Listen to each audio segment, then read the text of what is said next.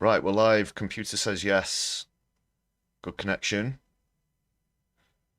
Welcome to the My Left Eye live stream. Just one day later than normal. Apologies about that. Hope you're all very well. Thanks a lot for joining us this evening. Just a quick reminder, hit the subscribe, thumbs up button if you've not done so already.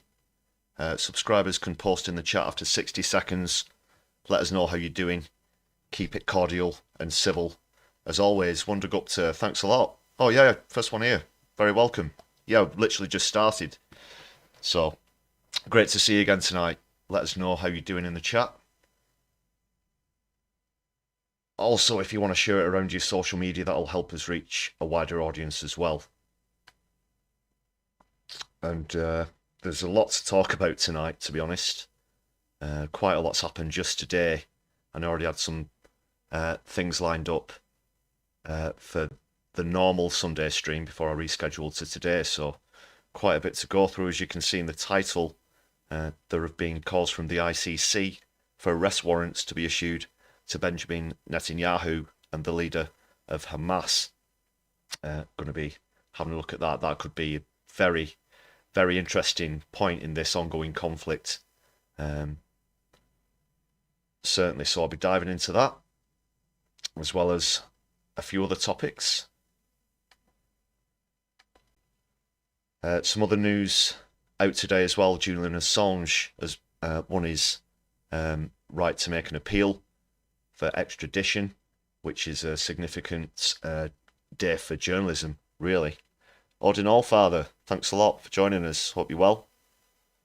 You hear from my Geordie accent again, as well as brilliant commentary. Oh, thanks, Wondergupta. Yeah, I'm glad you weren't too offended by that last week. Much love and solidarity to the Geordies up north. Right, I'm going to nip over to the lounge, as always, but just before we do so, I want to give a big shout out to all of our new members. So I've made a new members scroll. This is the complete updated list, so if you see your name on here, thanks a lot for your support. Thanks a lot to those who've bought gift memberships recently, and also showing solidarity in that way. That's fantastic. Hope you're enjoying your perks. Those of you who have a membership, and there's going to be more exclusive content coming soon. So here's a list of very wonderful people. If you'd like to join the list, please do consider hitting the join button. Package is just 99p. You get plenty of exclusive stuff, as well as static emojis and other content as well. So please do check that out. And many thanks to all the people whose names you're about to see.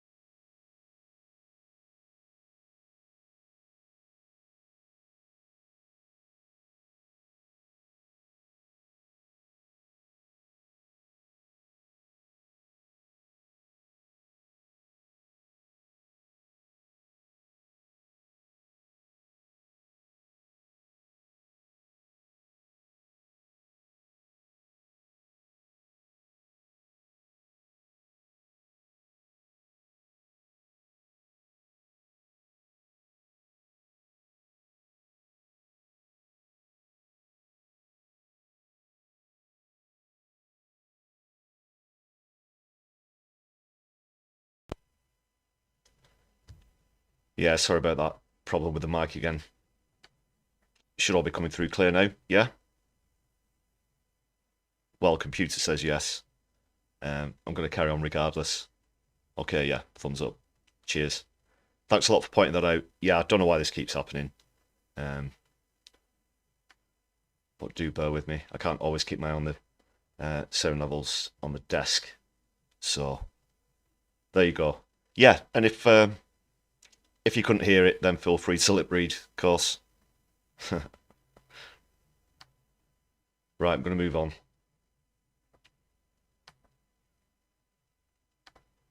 I've got a few things bookmarked. Plenty happening today. Right, we'll take a look at that ICC ruling shortly. Just quickly about Julian Assange.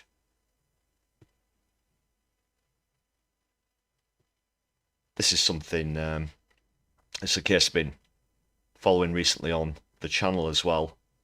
Just think it's so iconic for sort of free press and speaking the truth to power as well, and exposing war crimes as Julian did. I think is more or less a responsibility than anything else, you know, for journalists. It's certainly not something that he should be condoned for or arrested for, and he's been in Belmarsh for half a decade under terrible conditions, but he's won a new appeal against extradition to the United States. He was granted permission to appeal against that order that he be sent to the United States to stand trial for leaking military secrets. That was, of course, during the Second Gulf War, around 20 years ago. And he showed footage of civilians being gunned down by a United States helicopter, amongst other things, on WikiLeaks. Of course, as I'm sure a lot of you already know. But this is a significant ruling. And I'm going to play a clip from his wife, Stella, from outside the court from earlier today.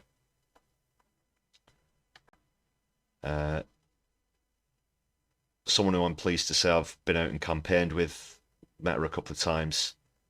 She's absolutely relentless in her fight for her husband's freedom. And it's been going on nigh on 15 years now, and she's been through a lot. So you can hear that if you've not seen this clip already, that I'm just about to show in a voice just how much it means to her. So this is some good news, some positive news, and an extradition to the United States. Initially, a lot of people said would have been as good as a death sentence for him. But with so much light and attention on Julian Assange himself and on the case, I think that really has helped for a start, especially the way he's been treated. He had to dance around and hide out in various embassies, including the Ecuadorian embassy. When he was arrested here in the UK, he was famously dragged out with his, face to the floor, long white beard. He basically had to live in a very small corridor that was had a kitchenette in it, and that was it, because that was the only place legally that he could be without getting arrested.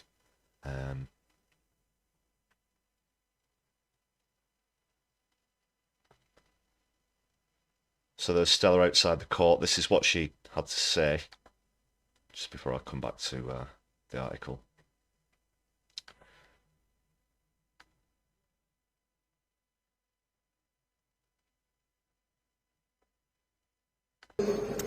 The judges reached the right decision. We spent a long time hearing the United States putting lipstick on a pig, but the judges did not buy it.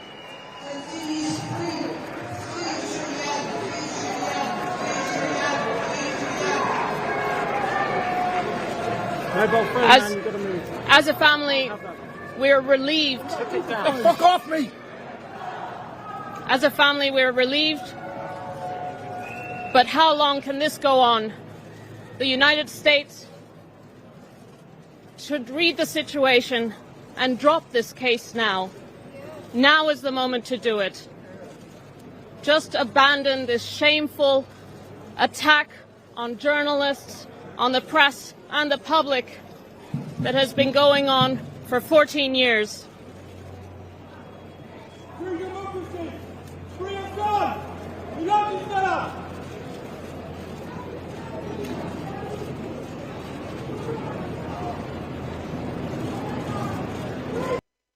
You can see she just has to take a moment to pause there. I don't know if you could hear in the background shouts of support from the many supporters that were out there,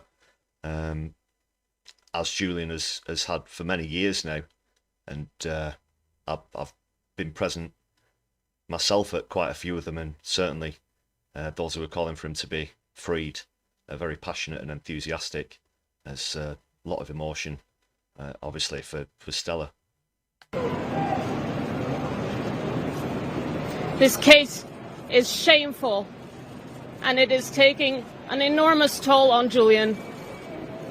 He is under enormous pressure. He has been in Belmarsh prison for over 5 years. It's been 2 years since the order was issued. This case should just be abandoned. The Biden administration should have dropped it from day one. But now is a right moment for the Biden administration to drop it. So please, those in the United States who are in a power to make a decision, please just drop this case now. Don't let this go on any longer. Thank you.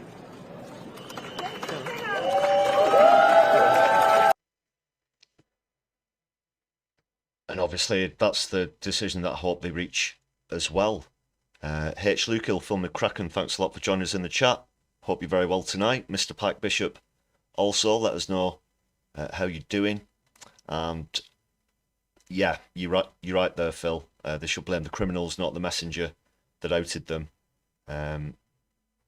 He was protected until there was a change in the law. Cough, cough. Certain envelopes being exchanged under tables, meeting in underground car parks in trench coats at night, etc.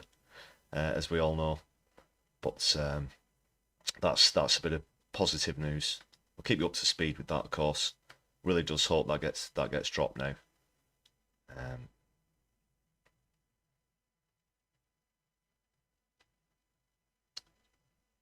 And you won't be surprised when I remind you that it was Priti Patel who signed Mr. Assange's extradition order. She's an absolute saint, isn't she? Really, yeah. Back in 2022, but he returned to the High Court in February 24 to ask for permission to appeal, and there were requests that were granted at a previous court hearing, including that his nationality wouldn't count against him. He wouldn't, that he would be able to rely on the First Amendment as his defence, which protects free speech. Just finally on this, James Lewis, QC, who represents the US government, said in written submissions to the court that there was no question that Mr. Assange would be entitled to the full panoply of due process in trial rights. Panoply, that's a word I haven't said for quite some time. Including First Amendment defence if extradited.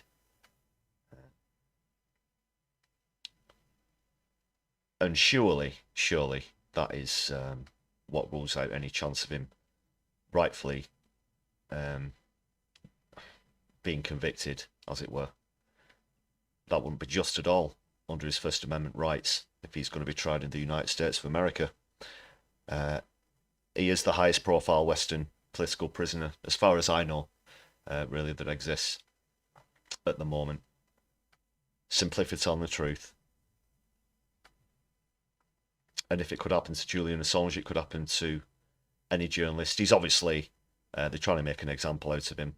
I don't want to throw the word martyr around too much, but it kind of is that situation.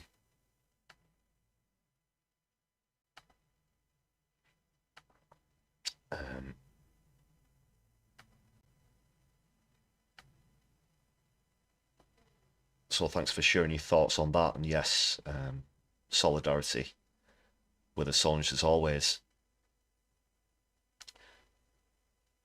Right, now then, we'll get on to the main news story of the day. Well, there's been a lot of main news stories today, but the ICC's arrest warrants, which could be very significant indeed. There's a scaled down video of the actual announcement here.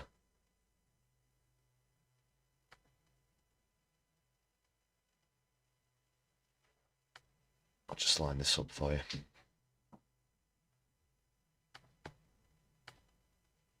Just make sure everybody can see that okay.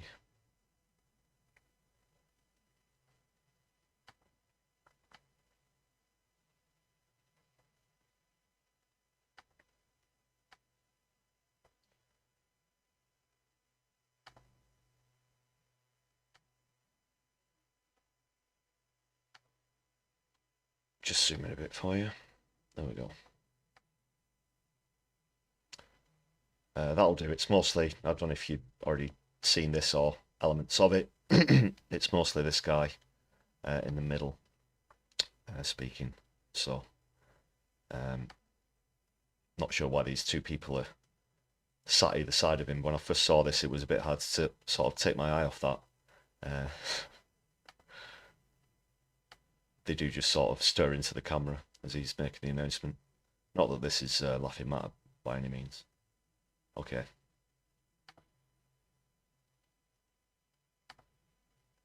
An indication now of what exactly this means, that the warrants could now potentially be issued, but haven't been yet. On the basis of evidence collected and examined and analysed by my office, I have reasonable grounds to believe that 3 senior leaders of Hamas, Yahya Sinwar, Mohammed Daif, and Ismail Haniyeh. One sec while I realign this. Okay, sorry about that, folks.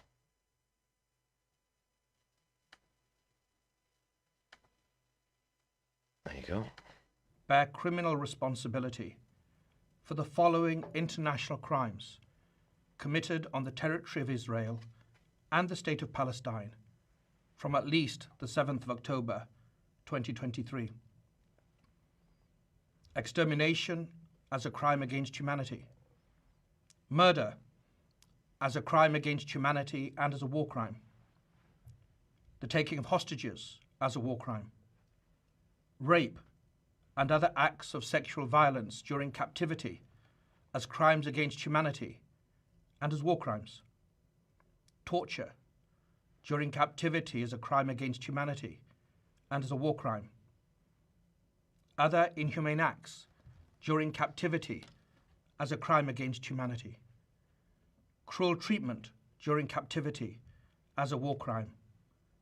And outrages upon personal dignity during captivity as a war crime.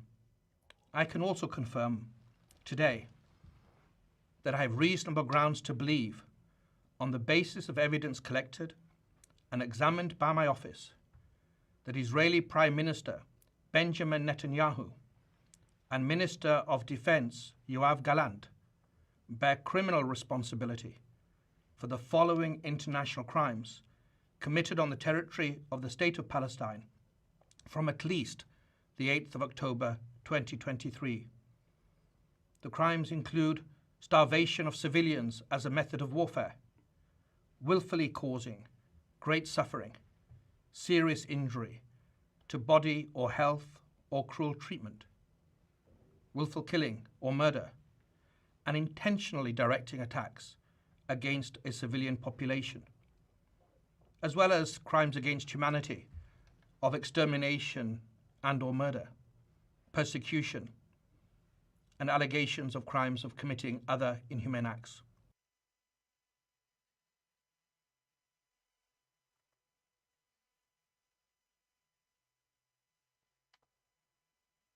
Okay, so you mentioned quite a lot there. Obviously, the hostage taking by Hamas on October the 7th would be a breach of international law. Quite a lot that has followed since then on Israel's part has been in breach of international law, as you heard those charges and considerations being made there. And this is certainly not a moment too soon, as far as I'm concerned,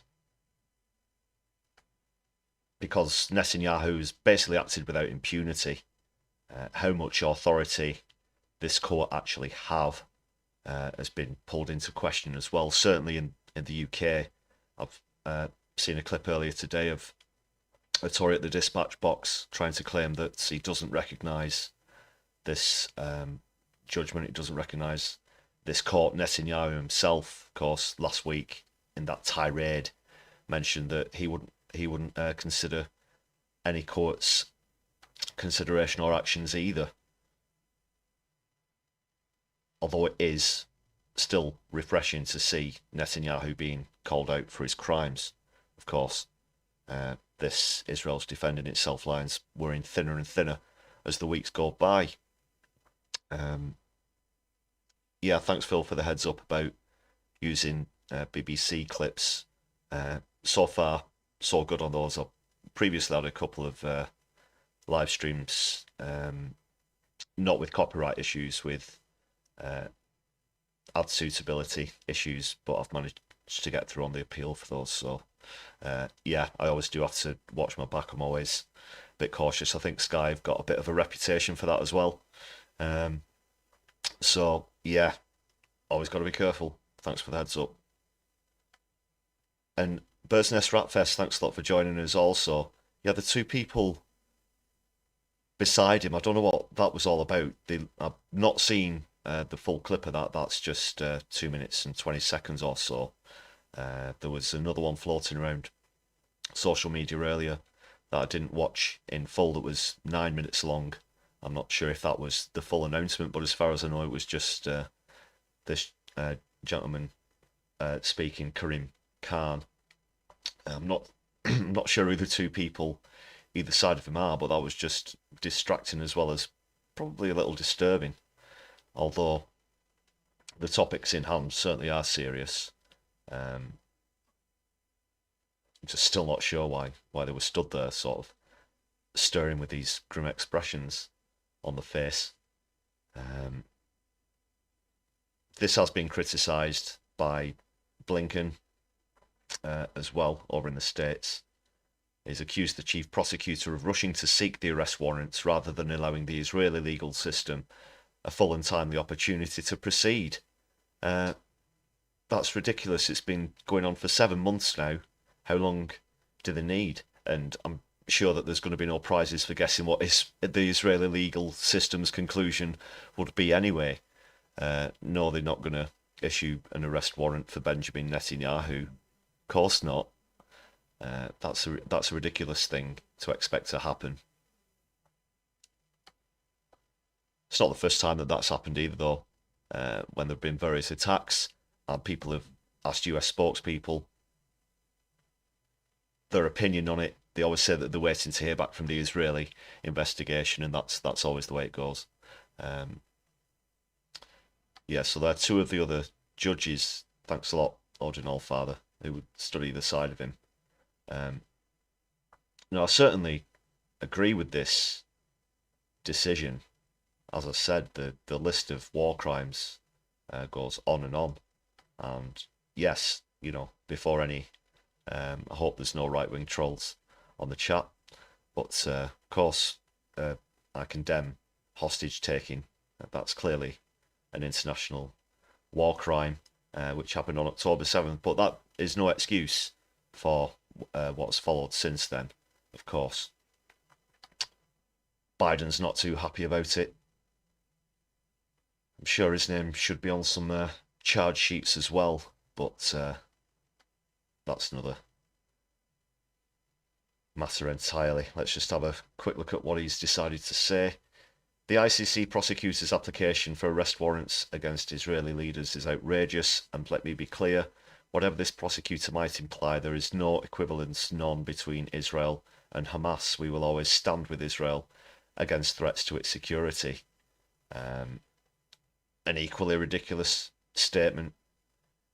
He's talking out of his arsehole, or asshole, whatever, in this case. It's true that there is no equivalence in terms of the charges against Israel are and should be much lengthier, unspeakable, uncountable war crimes.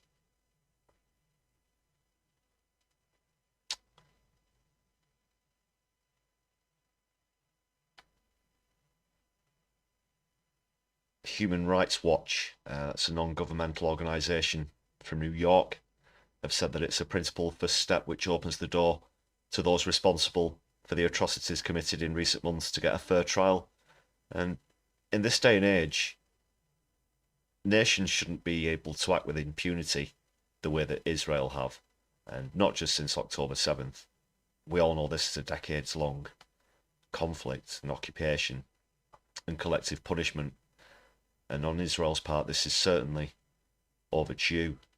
It's taken this amount of escalation and destruction, unfortunately, for this to happen. But through the decades, it's taken so many lives. Unless we forget that there are still 3,000 hostages in Israeli prisons as well. It's not just Hamas who are culpable, potentially guilty of that. I say potentially. Quote unquote.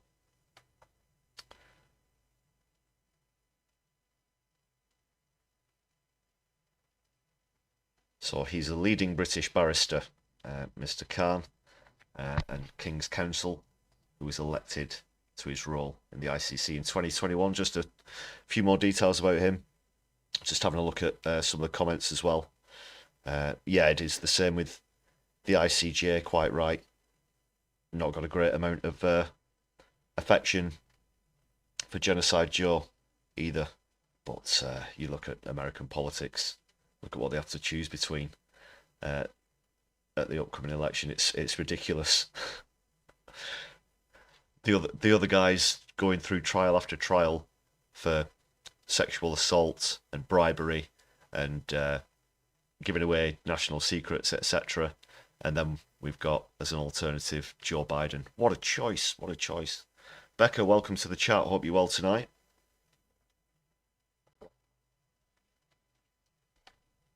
And just to anybody else who's joining us who's not subscribed, please do hit the subscribe button. You'll be able to join everybody in the chat just 60 seconds later. I think this could be fairly significant. How they're going to police this situation, I'm not too sure about what tools they have to do that, to be able to physically go to Israel and arrest Benjamin Netanyahu and the Hamas leaders, Yahya Sinwar as well. Or is it the situation where if they leave their respective countries, they could be arrested? It's said that that's one reason, for example, that George W. Bush never leaves the United States of America.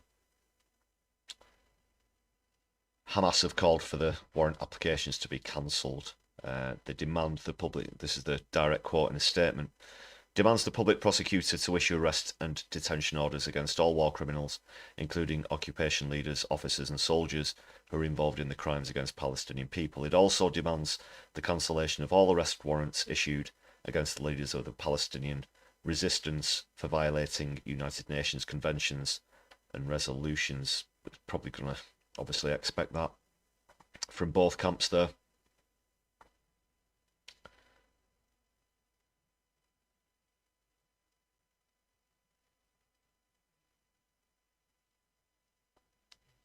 So that's a developing situation. Glad you're well tonight, Becca. Thanks to everyone for joining us in the chat this evening.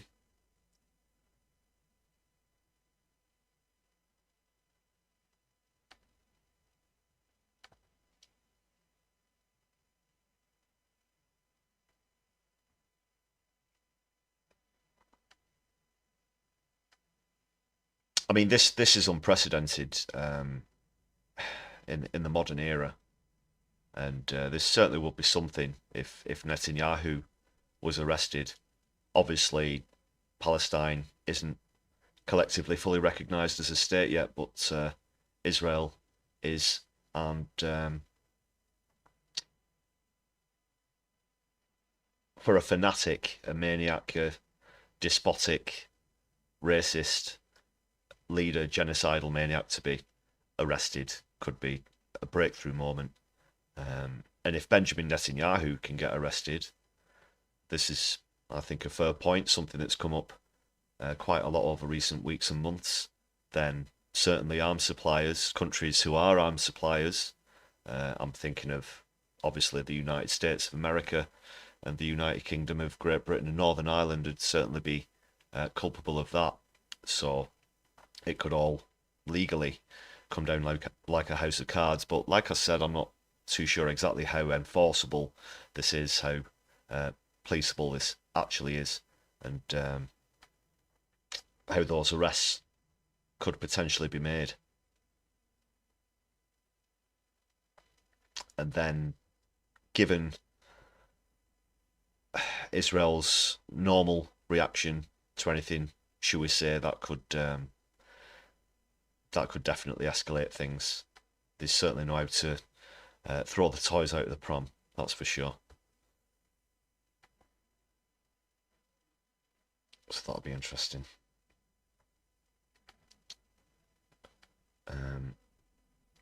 Right, I'm going to try and go into a couple of clips.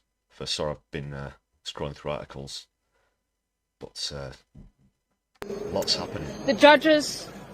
Lots happening. Yeah, I'm also going to take a look at Labour's latest rebrand these 6 new pledges, that are the 6 first steps, I should say, which is what he's calling them. We know what happens to his pledges normally. Gonna have a quick nosy at that. It's pretty cringe. It's pretty cringe.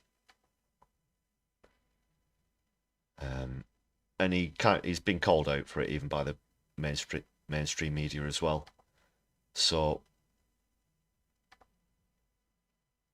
for those of you who haven't seen it, this is the initial video clip that came out, followed by news conferences and all the rest of it, sleeves rolled up, no jacket. But I'm going to play you the clip from the actual Labour Party itself, how they've relaunched this. How this is any different to the Tory party, you tell me, because I haven't got a clue. From the offset, it is very, very right-wing in its appearance, as the pledges are themselves. Just the latest evidence that there's really nothing between the Tories and Labour at the moment. And, sick bags at the ready, because this is something else. This is something else.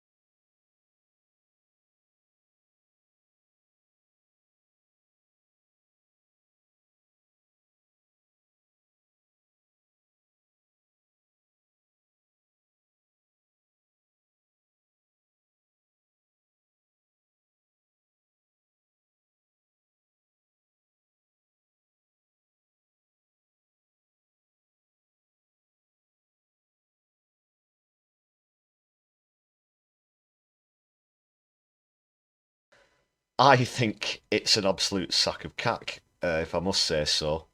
I'm going to play that again, just with a few interjections and comments at the moment.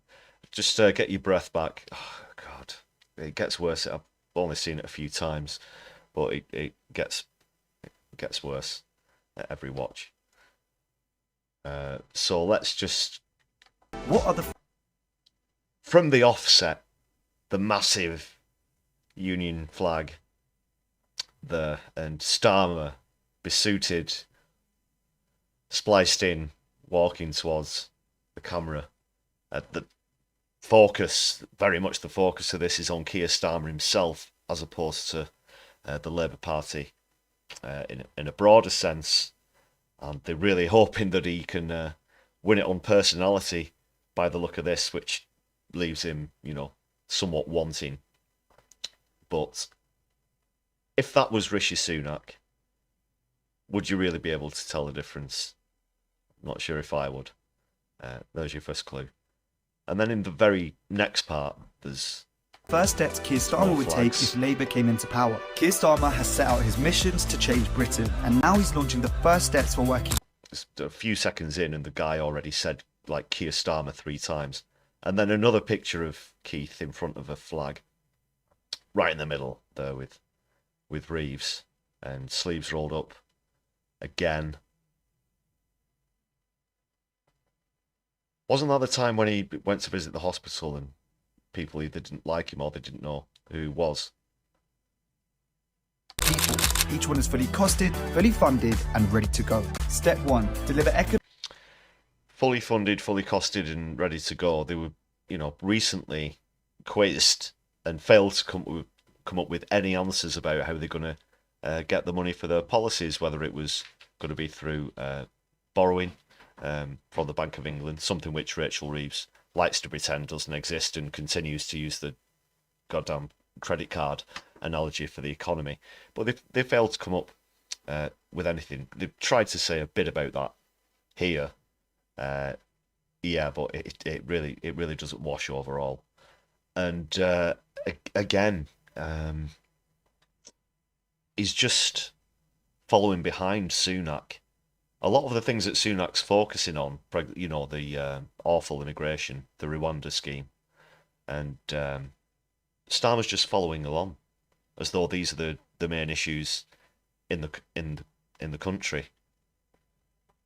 And just trying to mimic him and echo him, and that's not how it should be. That's not how, you know, we should be winning the public over. And he's just using the same language. He's using the same rhetoric, the same syntax, lexicon, whatever you want to call it. It's just word for word alike. Deliver is starting to become a bit of a trigger word for me, the same way that rollout was during COVID. There are certain real giveaway words and phrases now in politics on the right wing, and I think deliver is one of them. And from PMQ's live streams, I pointed out before, the amount of times that Tory MPs or Sunak use the word deliver, you know, you'd think that they were a Uber Eats manager or something like that. And it's just like for like. It's not even Tory light anymore. It is just Tories in red ties, red rosettes.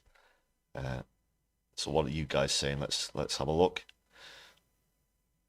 Becca, we need major investment in all public services, not a tweak and some good luck. Yeah, even as we go again through these 6 pledges, even if they all did come through, there wouldn't be any kind of genuine solution to the problems in society. It's just a few tweaks here and there. They're not real proper solutions to the problems that they're trying to address either. And yeah, if he took off his tie, he'd be more believable and seem more of an ordinary guy to voters. I can't believe that they still think that works. And we've obviously been through the Johnson years where he'd go through the dressing up box every day, hard hat, high vis vest, go and show up wherever, or sleeves rolled up as though they're ready to crack on and get to work. I genuinely hope that people don't fall for that. But it's a very tried technique by now. But that word, deliver economic stability, as though, and Helena mentions this a lot on the No Justice channel, as well, as though there's a big red button that you can press and it just says fix economy. or that they can, deliver economic stability. People get paid a lot of money to come up with writing this crap, Quite an obscene amount of money, probably compared to your average wage. And it's like they just have all these buzzwords in a massive, like, bingo ball machine, and out they come. And they've got it written twice just in case people didn't get it. The 3-word slogans again. Economic stability with tough spending rules, so we can grow our economy and keep taxes, inflation and mortgages as low as possible. Step 2, cut NHS. And remember, a growing economy doesn't necessarily mean that everybody who's suffering in society is going to be looked after. In the biggest economy in the world, do they have full employment? No, they don't. Do they have homeless people? Yes, they do. Do they have people who have to choose between eating and paying the bills? Yeah, of course they do. It's not a proper metric for quality of life. It's just a way that rich people, use to compare their wealth more than what is actually the best for society.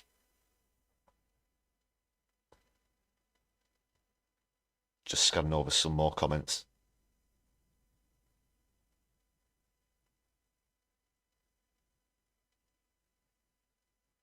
Yeah. Real power in the state, super rich political donors in the media, quite right, Phil.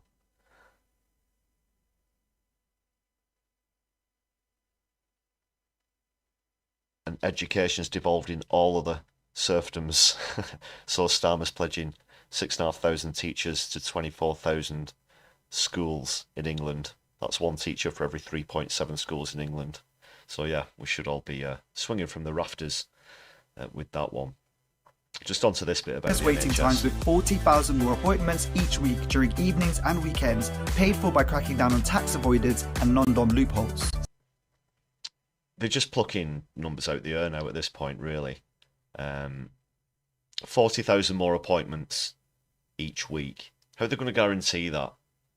We don't just have a production line where you can just type on a computer, give us more doctors, give us more nurses. They need time to be trained. They need to be found. There need to be incentives for people to consider training in the medical profession. And Starmer certainly doesn't back striking nurses and doctors calling out for a reasonable pay rise in real terms, not the pittance that they're on at the moment. And he's going to pay for it on tax avoidance and non-dom loopholes, is he? And non-dom loopholes. He won't. Step 3, launch a new border security command. And then again, this whatever Sunak can do, I can do better. Riding off the back of that ludicrous fear-mongering speech that Sunak gave the other week, and concentrating on xenophobia and anti-immigration policies. It's really dire. It's really pathetic to see. Obviously, I believe in fair routes of passage for migration and for asylum seeking. And we should protect our borders, but this whole Rwanda scheme that Sunak's trying to peddle is bad enough without the leader of the opposition pandering to it as well. And all I've been saying for a very long time is the Tories are only going to try and win the next election mainly on two things, and it's going to be this as well as the whole general phony war on woke. And now Keith's on board. Hundreds of new specialist investigators and use counter-terror powers to smash the criminal boat gangs. Step 4. He's actually said, stop the boats. He's actually gone as far as to pretty much say stop the boats. But just put a twist on it. Smash the boat gangs. Smash the boat gangs. Oh, it's awful. When there's something in culture that a fad, something that gets really popular, or a toy or a particular cartoon or whatever, and then what follows will always be like knockoffs of that, that you might see in the supermarkets or discount stores, and it's just the same. It's exactly the same. Set up Great British Energy, a publicly owned clean power company, to cut bills for good and boost energy security, paid for by a windfall tax on oil and gas. On energy, he's said very little, of course, in these 6 pledges. This is pretty much all he's had to say. This is pathetic. You know, a one-off windfall tax on oil and gas isn't going to cut it. He's still going to go ahead with the new licenses of fossil fuels. He's nowhere near ambitious enough where it comes to renewable energy, tidal and onshore and offshore wind. This is a pittance. Just want to quickly go over this again. So, to cut bills for good, he says renewables would be about 7 to 9 times cheaper than fossil fuels, but the way Starmer's acting at the moment, he's just going to give some of the oil and gas firms a slap on the wrist once, and that's going to be it. It's not a real transition, and it certainly doesn't count for anything if we're still issuing hundreds of new fossil fuel licenses. Incidentally, did you know that if the UK alone simply burned off the reserves that it had all in one go, that global sea levels would go up by 2 meters? And that's just from the UK. Energy security, paid for by a windfall tax on oil and gas giants. Step 5. Crack down on antisocial behaviour, with more neighbourhood police paid for by ending wasteful contracts, tough new penalties for offenders. And this part, when I played this earlier, I had to replay it a couple of times because it's a camera clicking, but I genuinely thought it was a gun. I thought they'd actually put footage of a gun clocking over the police, but it's actually a camera. Gas giants. Step 5. Crack down on antisocial behaviour, with more neighbourhood police paid for by ending wasteful contracts, tough new penalties for offenders, and a new network of youth hubs. Step 6. Recruit 6,500 new teachers in key subjects to prepare children for life, work and the future. And again, the same with the nurses. 6,500 teachers are just going to spring themselves out the ground, aren't they? They're going to come off that manufacturing line. And it would take an entire parliamentary term to train a nurse. All right? So anything that you're hearing now certainly isn't going to come out in the first parliamentary term if Labour do win the next election. So what does that say about the delivery part if they only get 1 term? Paid for by ending tax breaks for private schools. Keir Starmer has changed the Labour Party. And yeah, now we've had, there are other issues as well why a lot of people who were working here left and they won't be coming back either. And with these first steps, he plans to change the country. What do you think? Again, I think that's awful. I think that was awful. Like a junior minister for the Tory party could have done that for the university projects for the politics degree, or something like that. Genuinely, that was so bad. That was so unencouraging, cheesy, atypical. Yeah. If you had any doubt left that they are but one and the same, then there you go.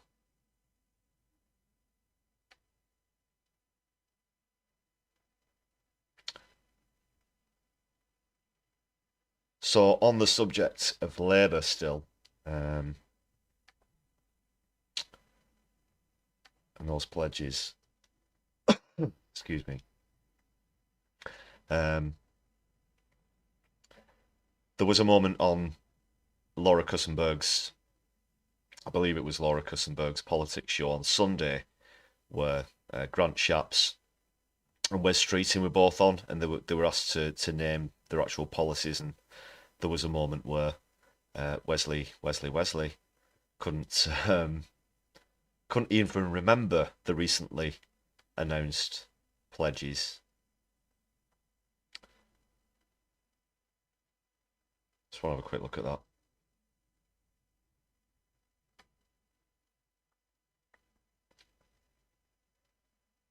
For the record, I think Wes Streeting's a real cock, to be honest. And I can't put it any more bluntly than that. Same for Grant Shapps, but he's not going to be any better for the NHS than the Tories. But this is the state of these type of mainstream shows now. You've got a Tory sitting there interviewing two Tories. It's just one of them is a Tory in the Labour Party.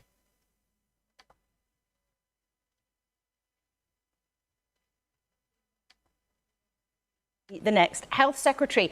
Now, Okay. if you... Let's see who's been paying attention in the last few days. The Defence Secretary Grant Shapps is here, as is Labour's Wes Streeting, who wants to be the next. I'm just checking if that's coming through all right. It still looks like... Yeah, one sec.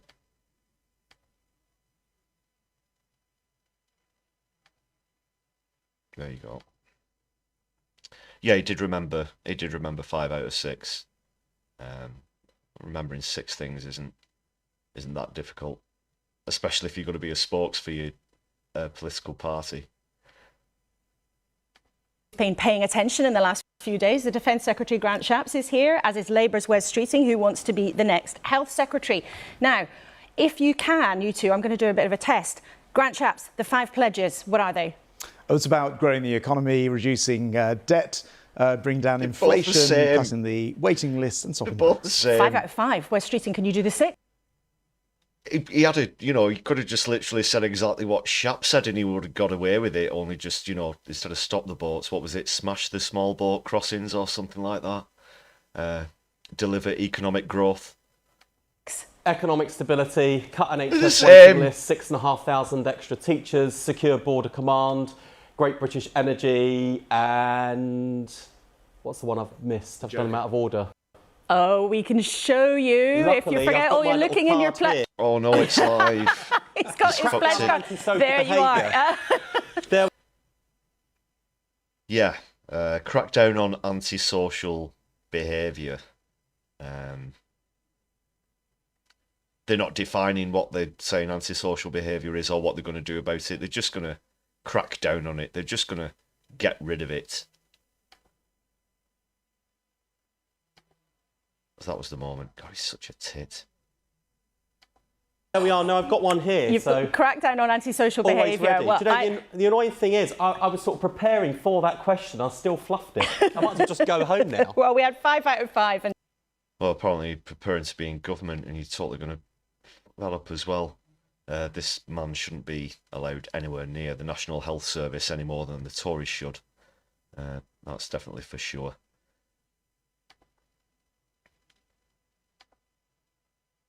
Exhibit B. That's Exhibit B for how aligned these two parties are at the moment. Just quickly going back to Keith and his appearance, that is to say, how he was dressed during this massive relaunch as well. He got a bit of someone took a bit of a swipe at him from the BBC just for how atypical he was being. Before I watch this, I just want to quickly mention that this is, goodness knows how many, I've lost count how many times there's been a relaunch of the Labour Party under Keir Starmer. They've even gone as far as to say in one of them that they weren't the party of slogans, and then at the very next one they came out with that, what was it? Giving Britain its future back. That one. And how many are we going to see? How many times are they going to try and just at least make a little bit of a small section of the public, actually want to go out and vote for Starmer?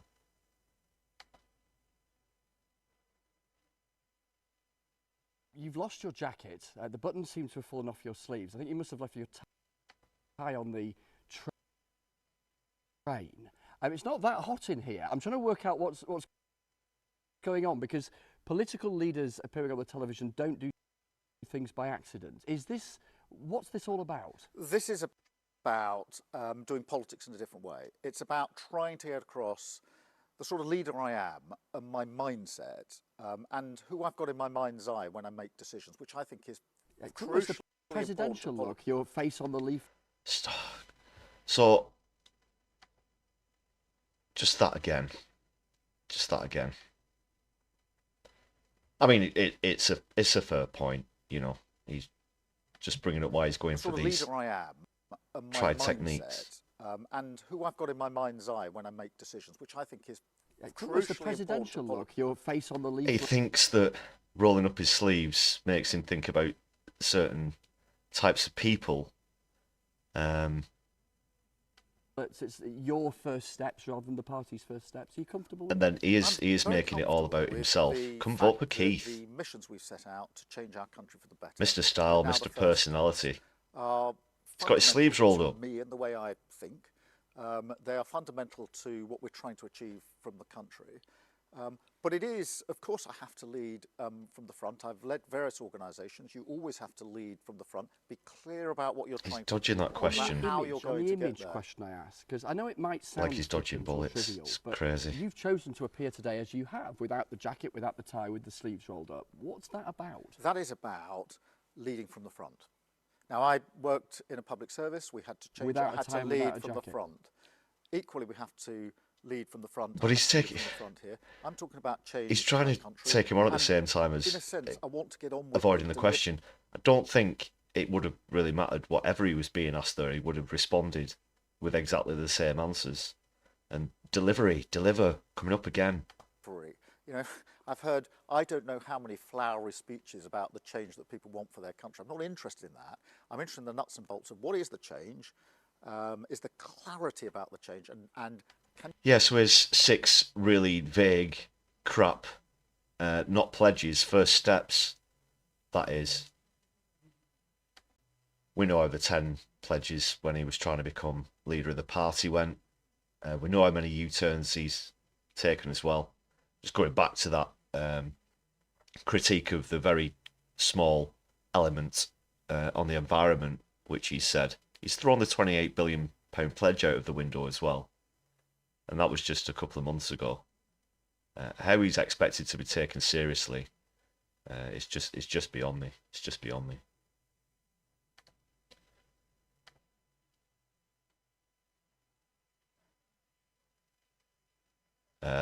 Let's see how the let's see how people on Twitter have responded to that as well. I'm still calling it Twitter, and I will die on this hill. So, yeah, I got the notification the other day when I logged in.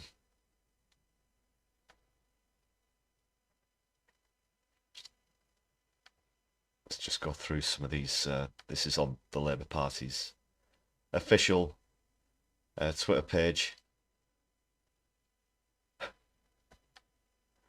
So, what are the first steps Keir Starmer would take in government? Responses include to look like Oswald Mosley, an Oswald Mosley character in front of the Union flag at every opportunity.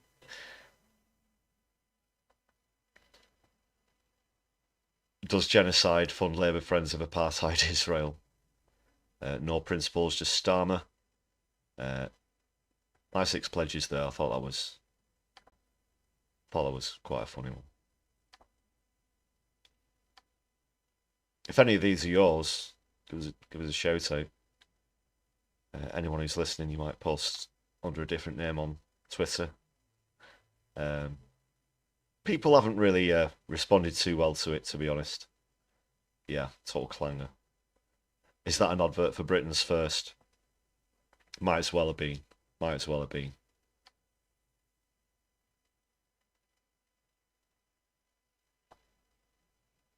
My first steps for Tory change. And they got Keith said on the doll there. Number 1, something the Tories could promise. Number 2, apple pie.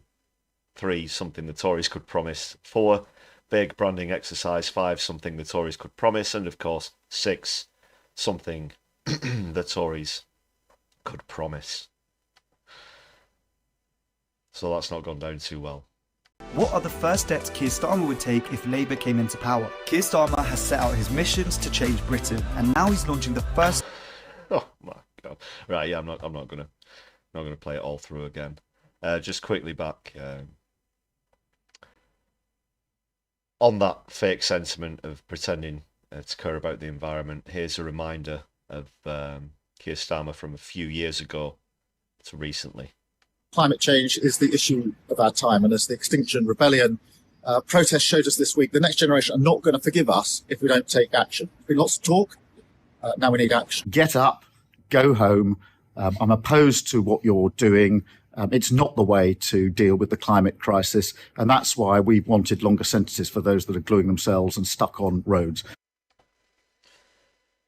Right, well, that's people like me, so you can, go fuck yourself as far as I'm concerned, Keith. What a turncoat. Of course, he just gets up in the morning and tries to see which way the wind's blowing. If you didn't need any further reminders, here's a clip of Rachel Reeves from 2014 that I saw doing the rounds earlier. Thought I'd give you a quick reminder about this one. And this concerns austerity in general as well. And remember, this is back in 2014. This is what you're going to be voting for if you put your cross next to Labour at the next GE. It's Reeves. You say you would, you criticise the government if it's saying it had a cap, it wouldn't have met it. But you've voted against every money-saving welfare reform of the government. How is that being tougher than the Tories? Well, the most recent vote that we had on welfare was on the overall cap on welfare expenditure. We went through the lobbies, voted with the Conservatives. Yeah, but you voted against the means of housing benefit cap, you voted against. 26,000 benefit cap, you voted against. Welfare uprating, you voted against. Child benefit savings, you voted against everything. In the most recent vote we've had in Parliament, we voted with the Conservatives in favour of that cap on social security. So it's just not correct to say that we have voted against all the cuts on social security. You voted. The last time we voted, we walked through the lobby with them. You voted on the principle of the cap. I understand that. We voted on the cap. But you voted against every single step that would allow that cap to be met. Well, every single one. Well, the most recent vote in Parliament was not on the principle of a welfare cap. It was on a cap of social security in the next Parliament, and we signed up for that. In fact, it was Ed who called for that earlier on. Which welfare reform did you vote for? Well, we voted for that cap, and other than the cap. Yeah, it's so long ago that Andrew Neil was still a BBC host and hadn't sauntered off to GBBs yet. I am going to be mentioning GBBs briefly, this Ofcom thing that's come out just after this clip. But what did you vote for? Well, we have supported universal credit. Well, you voted against that in the third reading.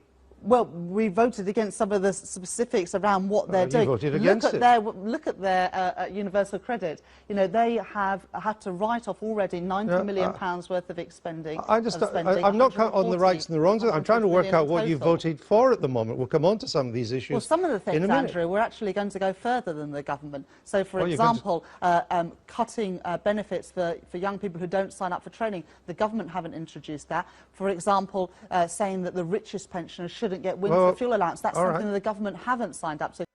She's saying exactly the same things now. Of course, this is just shortly before the Corbyn years. Starmer does stand for an election and nothing else. You're right there, Phil. And he does look a bit pale, Andrew Neil there, without his South of France son. And it is one Brexit benefit of not having him on anymore. You vote Green, Becca. Good for you. Yep. As always, I'm encouraging people to vote either Green or Socialist Independent, Socialist Grassroots Party. The Green Party at the moment certainly do look like they're going to have a very socialist manifesto also. And we'll be putting a candidate into every constituency for the first time. So that's great. And just one more, yeah, you're right, Phil, it proves for Starmer. He's a man of principle, and if you don't like it, he's got others. Same with Reeves. Just a few more seconds on this clip. This could have been from yesterday, couldn't it? So those are Saves two you cuts 100 million. that you would get under Labour that this government haven't signed up for. 100 million on the winter fuel allowance, 65 million pounds on the... Well, anyway, she just continued to waffle on there. It's how they vote in the lobbies in the House of Commons that matters more than anything else. So thanks for sharing your thoughts on that as well. Just double checking I've been through all of the clips I've got bookmarked. I do all but one, which yeah, I did say I'm gonna quickly touch on this GB News thing as well. So apparently Ofcom have woken up. They've been sitting on the hands for quite a while now. They've actually got off the pot and done something about GB News. Mentioned a few times before that it's obviously very biased, and to have Tories such as Jacob Rees-Mogg as actual news sources, complete affront. But it was the Q&A session with Rishi Sunak that's potentially got them into a bit of hot water. Again, far too late in the day. Just zoom in there. Do you remember this from a while back?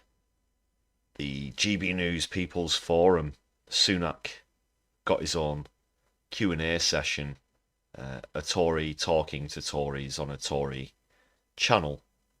And that's certainly bias. But it looks like they're considering a statutory sanction against GB News after the channel's found to have broken impartiality rules. Yeah, no shit. Broadcast regulator announced in February it was investigating that Q&A session, which saw Prime Minister Rishi Sunak take questions from the public. On Monday, Ofcom said it had concluded the programme called People's Forum broke its broadcasting rules. I'll be honest, I didn't see any of it. I've seen some analysis of clips of it. It's not the sort of thing I'd go out of my way to watch, other than to criticise it and add commentary to it on the channel, for example. But I hope they get, I hope they get properly, they get the comeuppance, as it were, as they should do. Phil, thanks a lot for the 5 gifted memberships. Thanks for that show of solidarity, Hope. 5 new members there. Start to enjoy your perks. Just hit the perk button underneath the stream. You might need to just refresh the page, and then you'll be able to see the benefits. So, Henry Cuss, Fiona Barry, Badminton Elites Pompey UK, Chris B and Lefty's Pragues. Hope you enjoy those benefits. Thanks a lot, Phil. Thanks for that solidarity. That's a great way to support the channel.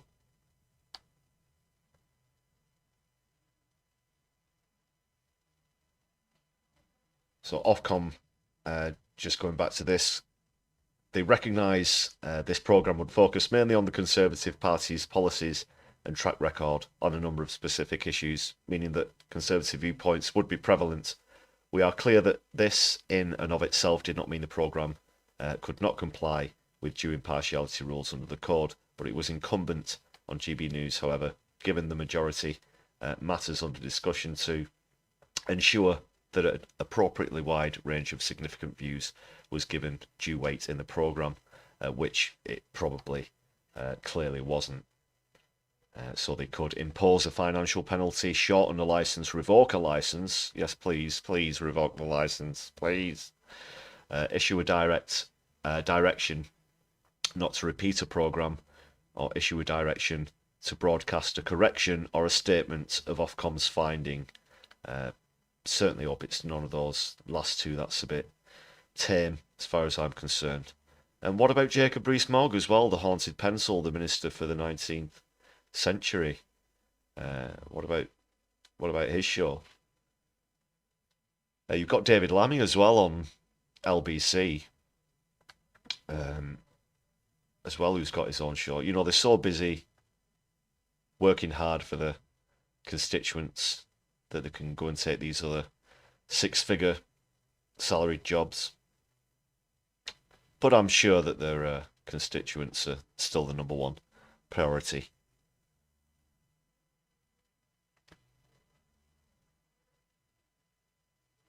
Yeah, I mean, look at that H. Lukill. You're right for pointing that out there. Very old and white forum. I don't know. How young's the youngest person there, would you say? Maybe 35? But I'd say the average age there is definitely over 50. That said, though, the average age of Conservative Party members is something like 73. That's the average age of a Conservative Party member. Not that there are a great deal of them. Certainly got nowhere near the numbers that Labour did under Corbyn. So yeah, they should get the book thrown at them, as far as I'm concerned.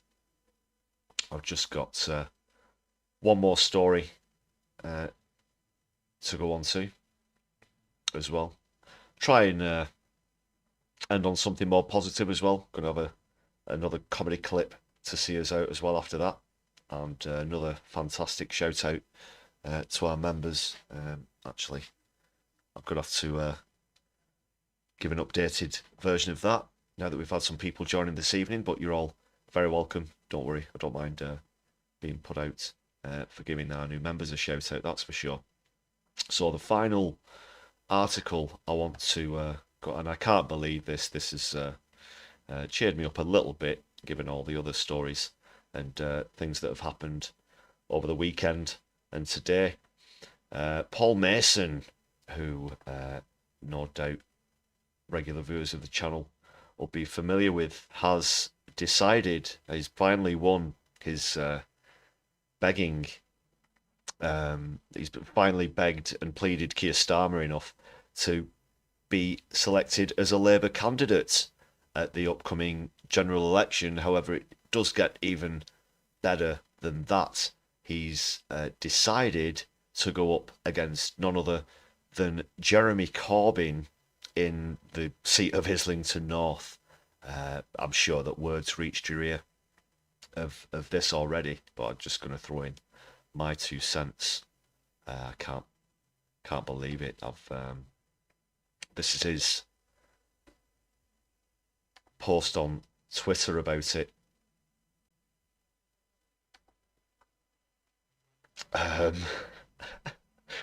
So I would certainly expect the chances of success to be slim to none. Well, this is my comments there first. That's the way Twitter works these days. That's what I had to say about it. Asked him if he's a masochist or something. Is he delusional or is it just hubris? He is going to get his arse handed to him.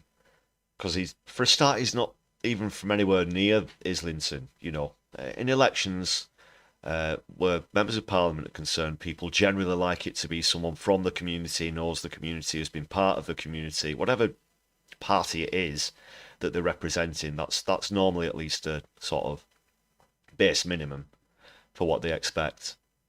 And he's not going to get anywhere. He's not going to get anywhere at all. So what is this all about? Just quickly, a bit of background on Mason. He's a former ITV politics editor, was a co-host as well, and a host on ITV's regional news also. Ever since then, I'm not sure what's happened, if he's been carted away by dark forces with an ulterior motive or whatever. But he's totally turned on the left. He does claim to be on the left, of course. He claims to be an expert on Trotsky, for example, and an expert on the left. However, we've seen other things before where it was leaked that they had this sort of flow chart of this sort of portfolio of left-wing organisations and other people of a political persuasion and alternative media sources as well. You remember that awful tirade he had at those local that local council meeting a few weeks ago. It was a couple of months ago now, actually.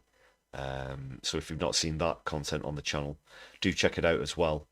But he's just absolute bloody clown shoes now.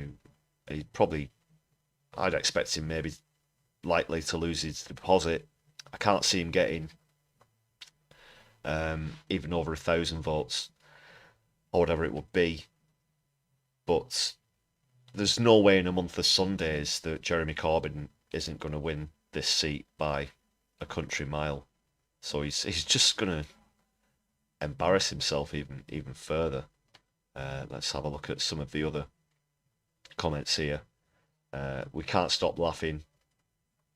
You're a nasty little man. How dare you stand against Jeremy Corbyn? I hope you're humiliated like you should be.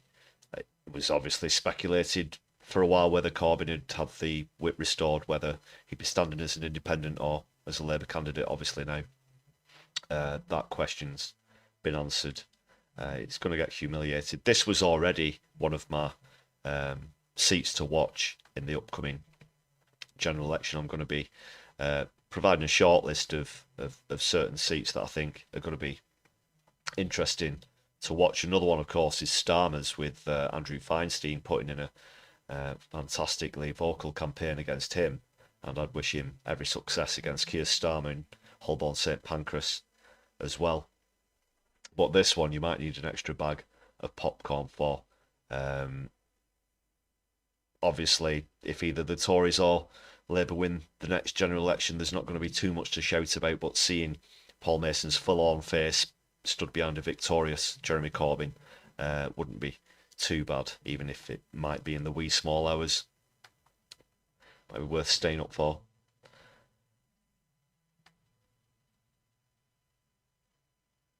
This is a waste of time. I'm certain the workers of Islington will appreciate him. Yeah.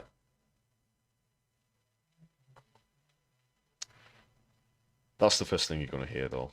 If you actually went round and spoke to people in Islington, they'd be like, Paul who? Isn't he from somewhere up north? You know.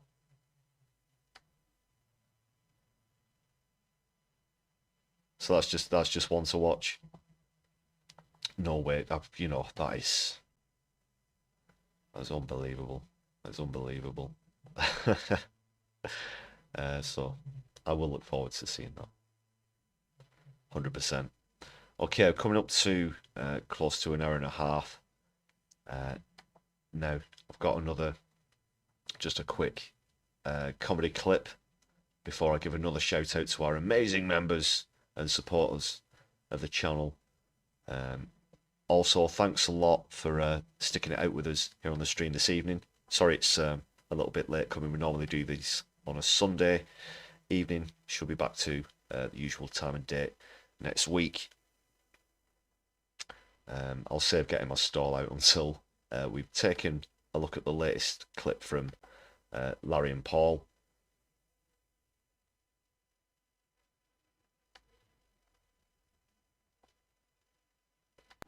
You say you would. The clips a few times on the stream now,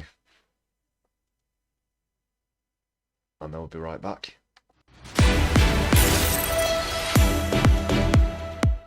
Welcome to Broken News. Some breaking news this hour, and the celebrity who you idolised and adored while you were growing up has turned out to be a massive twat. It brings to an end any suggestion that you could have been BFFs with them. Our reporter has more. A nation in mourning. Millions are waking up to the news that the sportsperson, musician, comedian, actor or academic that they've spent so many years admiring and venerating is, as it turns out, an unmitigated wankshaft. The news comes as that person has, for some reason, decided to go on a racist tirade on their Instagram account while seemingly pissed up on booze. Last week, the celebrity who you used a poster of to cover your maths exercise book in Year 10 decided they simply must become involved in a subject they know fuck all about for some reason, wading into it like a flailing tosspot into a river of shit. It added to recent controversy when the household name, who started out as a working class hero, suddenly outed themselves as a swivel-eyed right-wing lunatic, now that they're rich and famous and want to protect their wealth. The news comes as a blow to those people who had often daydreamed about bumping into the star and spending a bit of time with them in a pub. That now can't happen because of the compunction to smash their stupid head against a fucking wall. There is a silver lining in today's report, though. Broken News understands that David Attenborough is still lovely. Back to you. Thank you. Well, as a lifelong Eric Clapton fan, there's certainly no worries for me on that score. What a lovely story. That's all from Broken News. You're up to date.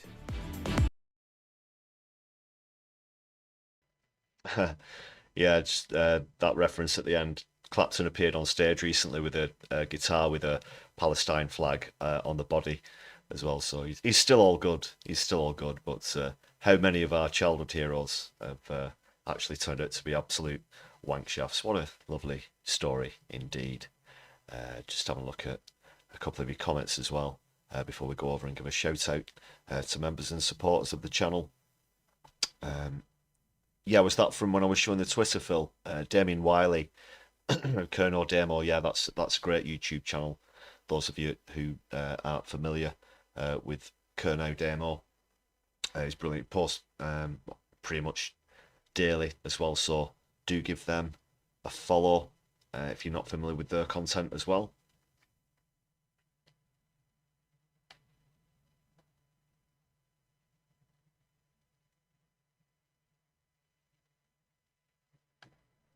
Right, just want to give another shout out to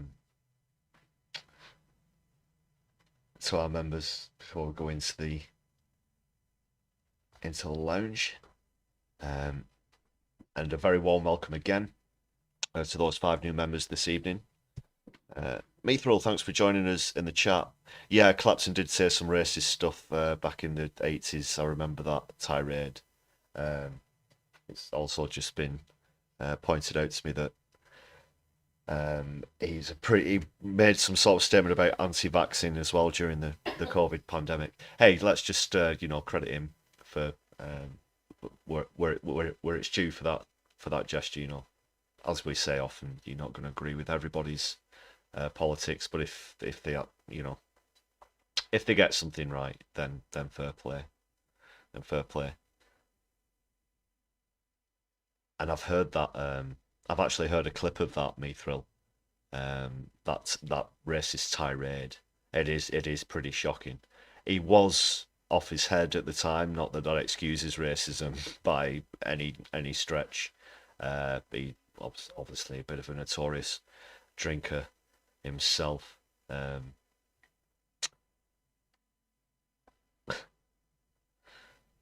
Yeah, but always great stuff from Noreen Paul. So, thanks a lot to everyone whose name's about to appear on the screen. I'm certain that a few people in the chat will see a familiar name or two as well.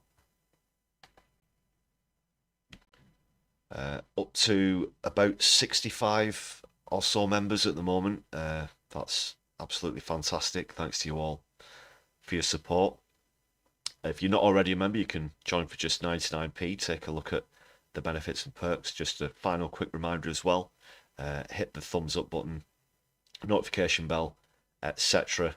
Help this stream reach a wider audience, and you're all amazing, fantastic people for showing solidarity with your memberships, and especially a big thank you to those of you who have gifted memberships to other viewers recently.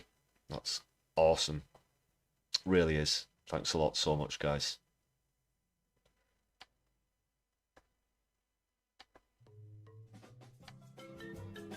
So that's it for another episode. I'll be back with you during the week, hopefully with more long video content as well as live streams also. Sorry I didn't have anything out last week. It was a tremendously busy week, but don't worry, there's going to be plenty coming up, and also exclusive stuff for all of you members as well.